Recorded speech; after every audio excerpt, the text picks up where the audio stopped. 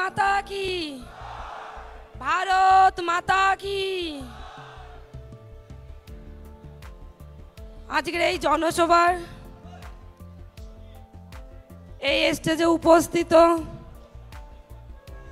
সমস্ত কর্মকর্তাদের আমার অসংখ্য শ্রদ্ধেয় প্রণাম এবং এই জনসভায় উপস্থিত আপনাদেরকেও আমার শ্রদ্ধেয় প্রণাম নেবেন। আজকের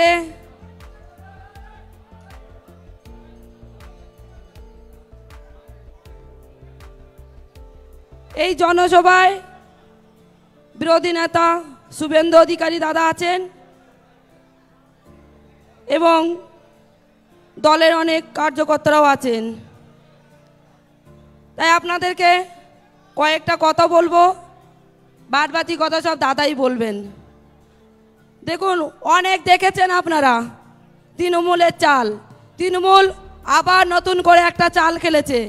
সে চালের নাম কি জানেন? শ্রিয়া পারভিন। তিনি গতকাল তৃণমূলে যোগদান করেছেন। সেই গিরগিটির মতো রং বদল করা সেটা পারে না বসিরহাটের মা বোনেরা। সেই আন্দোলন করা মা বোনেরা রং বদল করতে পারে না, পারে শুধু এই তৃণমূলের কিছু হাতের কিছু মা বোন আর কিছু আছে নেতাকর্মী লোকেরা। তাই আপনাদেরকে বলবো, আপনারা এই রকম তৃণমূলের নাটক দেখে কেউ প্রভাবিত হবেন না, কেননা এই তৃণমূলের নাটক এরকম চলতে থাকবে। আশা করছি এই লোকসভা ভোটের পরে, জুনের 4 তারিখের পরে সমস্ত নাটক বন্ধ হয়ে যাবে। আর সেই নাটক বন্ধ করতে আপনাদের আশীর্বাদ লাগবে, আপনাদের সহযোগিতা লাগবে। কেননা এই বসিরহাট লোকসভার প্রার্থী আপনারাই। এই সন্দেশখালীর আন্দোলনের মুখ হিসেবে আমাকে, এই রেখা পাত্রকে মাননীয় প্রধানমন্ত্রীজি প্রার্থী করলেও আমি মনে করি এই প্রার্থী আপনারাই। আমার মা বোন ভাইয়েরা, প্রার্থী আমি নই। আমি শুধু আপনাদের সাথে থাকতে চাই, আপনাদের সাথে লড়াইটা আরও এগিয়ে নিয়ে যেতে চাই। আমার এই লড়াইটা আপনাদের লড়াই, এই লড়াই আমাদের ছিল, আগামী দিন অবধি থাকবে। তাই আপনাদের কাছে আমার একটাই অনুরোধ, মাননীয় প্রধানমন্ত্রীজি যখন প্রধানমন্ত্রীজি আছেন, আর তৃতীয়বারের জন্য এই বসিরহাট লোকসভার প্রধানমন্ত্রীজি হবেন, আর সে দায়িত্বটা আপনাদের আমাদের মধ্যেই পড়ে। আমাদের কর্তব্য আজকের এই মাননীয় প্রধানমন্ত্রীজিকে বসিরহাট লোকসভাটিকে উপহার হিসেবে দেবার। তাই আপনারা এই মমতা ব্যানার্জির এমন কোনো কথায়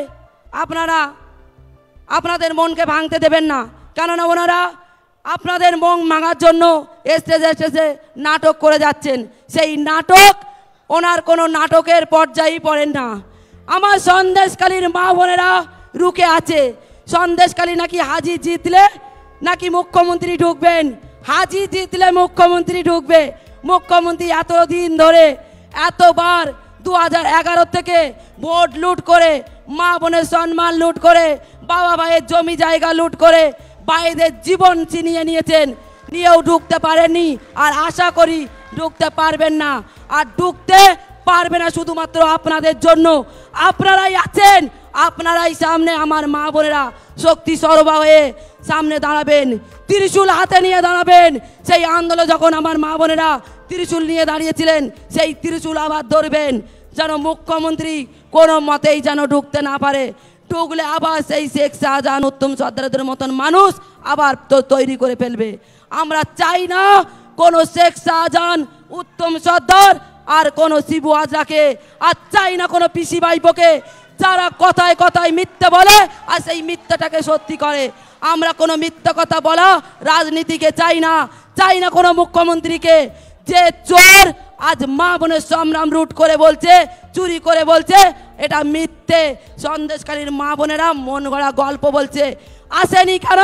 মুখ্যমন্ত্রীকে কে আসতে বারণ করেছিল?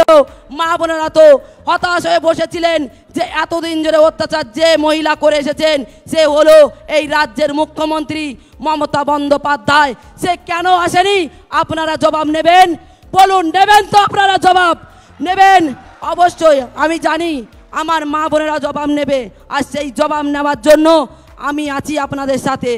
আমি আমার এই সন্দেশখালীর আন্দোলনের আর একতম মুখ মাম্পি দাস, তার ভালো নাম পিয়াল্লি দাস, তাকেও মিথ্যে কেস দিয়ে জেল কাটিয়েছেন।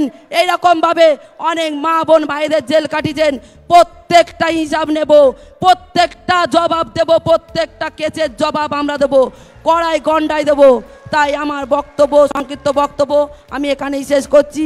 আমার পরে শুভেন্দুদা আছেন, উনি বক্তব্য রাখবেন। ধন্যবাদ। ভারত মাতা কি, ভারত মাতা কি জয় শ্রীরাম, জয় জয় শ্রীরাম। নমস্কার।